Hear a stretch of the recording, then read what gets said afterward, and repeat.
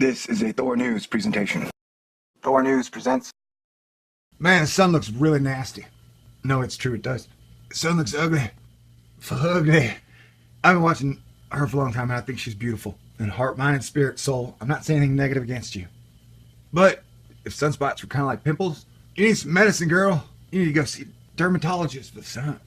It's starting to worry me. Hey, maybe that's why NASA's turning off all the sun cameras, because they got a bunch of hipsters, and hipsters don't like looking at ugly people. So maybe they're starting to be like, oh my God, the sun is getting ugly. That's not.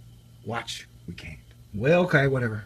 Hello and welcome to the latest edition of Thor News' Sunday sun watching program. I'm your host, Thor, and I've been covering the sun's double-peaked minimal solar maximum. That is bizarre for about a year and a half now. And in light of the announcement that the stereo cameras will be taken offline relatively soon, and an official reminder that the Soho sun cameras are also old and might break at any minute, we might as well enjoy these cameras as much as possible. Now, I do want to say thank you to everyone at Soho, at Stereo, at Sechi, and at Artemis Solar IMG, and at HelioViewer. Over the last year and a half, your work and efforts have allowed me to make the awesome sun videos that I have made. Whether or not the data is real, you guys put out good work. And I'm pretty positive you're only working with the tools and the structures that are imposed on you by higher power. So, in that regard, it's us, the citizens' fault.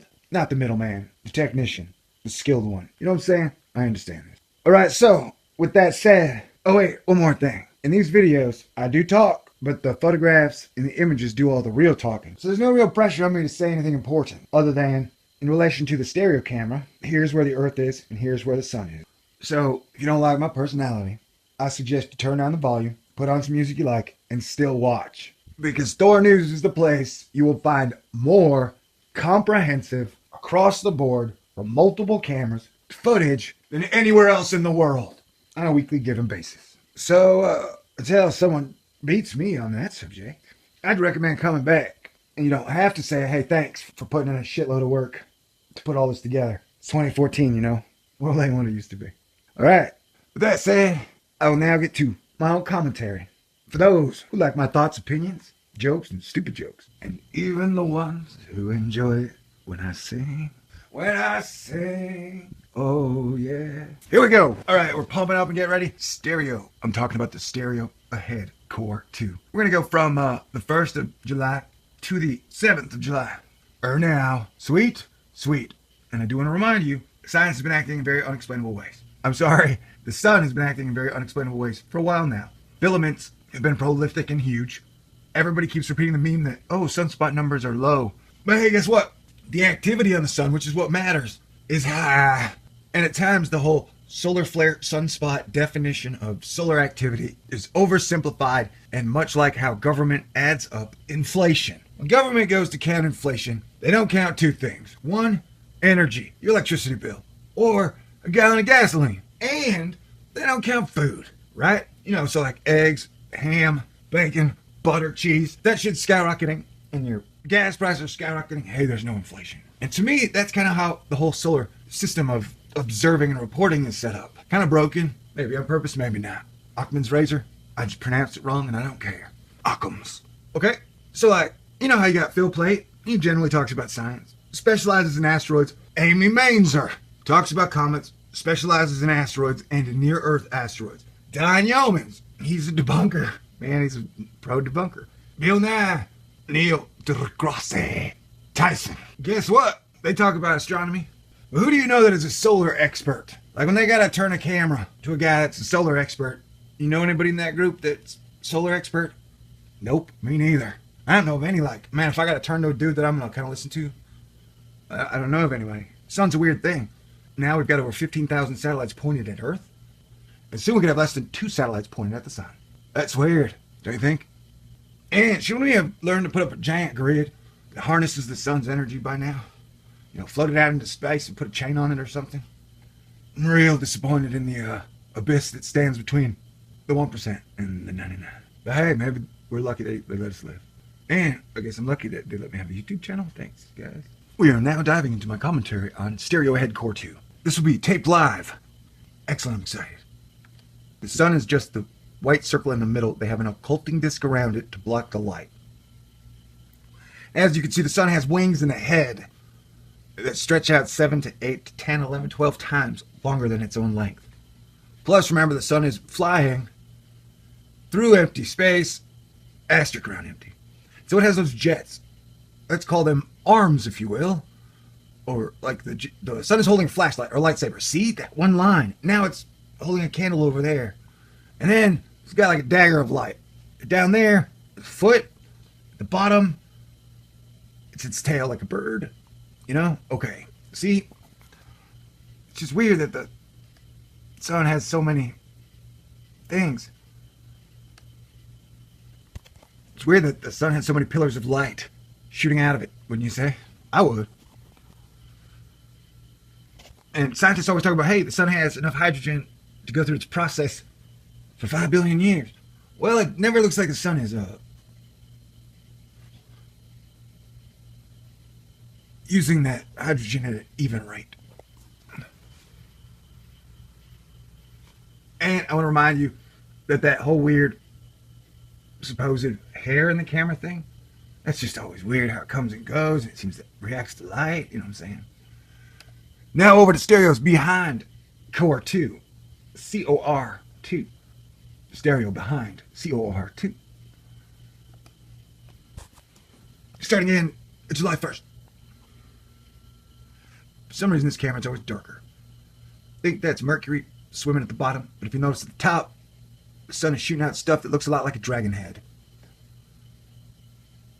I'm not claiming it's an actual dragon head, I'm just saying it kind of looked like that to me. You know how as a kid, clouds look like stuff. And if you notice on top of the black disc, there's some weird thing that's just kind of hanging off in some weird fashion. It looks like it has a tail. Well, maybe that's our baby sun planet thing, you know? I don't know. But if the sun is a giant basketball of light and it's flying forward, that one looks like a jet now. And all that light is shooting out the baby sun. You know what I'm saying? Now it looks like the baby sun's spinning around. That's creepy. Fireworks go off in the background. There's that dragon head again. Hello, dragon head. We will now kick on. And if you look over here, like over by the baby sun thing and be here, you know, mix it with my other videos where I showed you there was a weird coronal crown cavity, I believe is what the scientists call it, by the sun. I guess they put in that air because they flip-flop shit around. And yeah, so it would look like the jet of plasma light shooting out the baby sun. Well, holy crap. Neutron star? What if they're sensing it in neons? Okay, now we're going over the stereo ahead HI1 camera.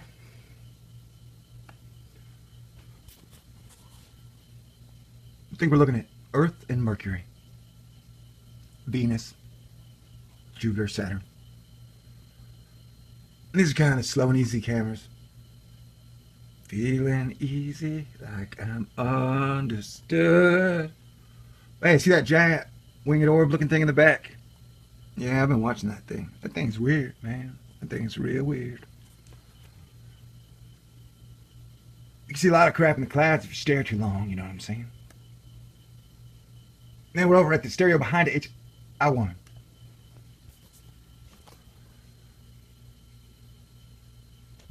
Our galaxy's core is passing by to the right. Looking at Earth, or we're looking at Venus.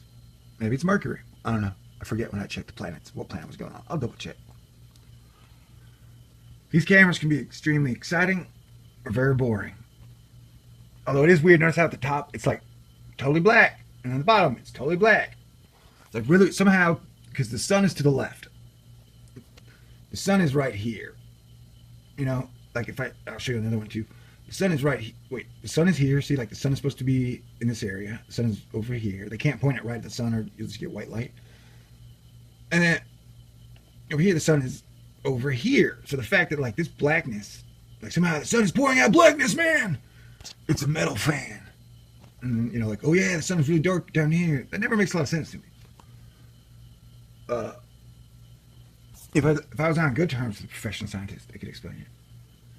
Though some amateur professional scientists would come out of the woodwork and try to explain it in one pass and then call me a dumbass. And I'm like, what? No, that's stupid.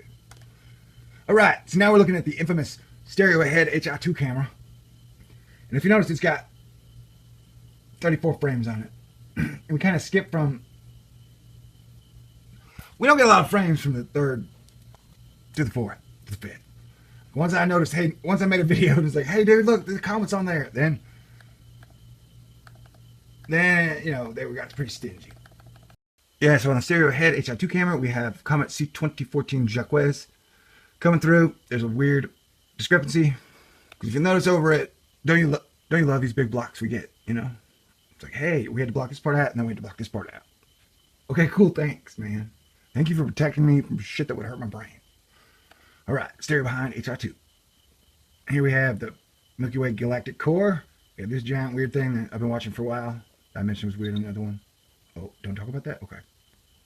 And they blocked it out. Okay. And then you have those weird lines. Weird lines going through my mind. Boom, boom, don't. Stay cool. This is a Thor News presentation. Thor News presents... Man, the sun looks really nasty. No, it's true, it does. The sun looks ugly. Ugly. I've been watching her for a long time, and I think she's beautiful. In heart, mind, and spirit, soul. I'm not saying anything negative against you. But if sunspots were kind of like pimples, you need some medicine, girl. You need to go see a dermatologist for the sun. It's starting to worry me. Hey, maybe that's why NASA's turning off all the sun cameras, because they got a bunch of hipsters, and hipsters don't like looking at ugly people. So maybe they're starting to be like, oh my God, the sun is getting ugly. That's not... Watch. We can't. Well, okay, whatever. Hello and welcome to the latest edition of Thor News' Sunday sun watching program. I'm your host Thor, and I've been covering the sun's double-peaked minimal solar maximum that is bizarre for about a year and a half now. And in light of the announcement that the stereo cameras will be taken offline relatively soon, and an official reminder that the Soho sun cameras are also old and might break at any minute, we might as well enjoy these cameras as much as possible. Now, I do want to say thank you to everyone at Soho, at Stereo, at Sechi, and at Artemis Solar IMG, and at HelioViewer. Over the last year and a half, your work and efforts have allowed me to make the awesome sun videos that I have made. Whether or not the data is real, you guys put out good work. And I'm pretty positive you're only working with the tools and the structures that are imposed on you by higher power. So, in that regard, it's us, the citizens,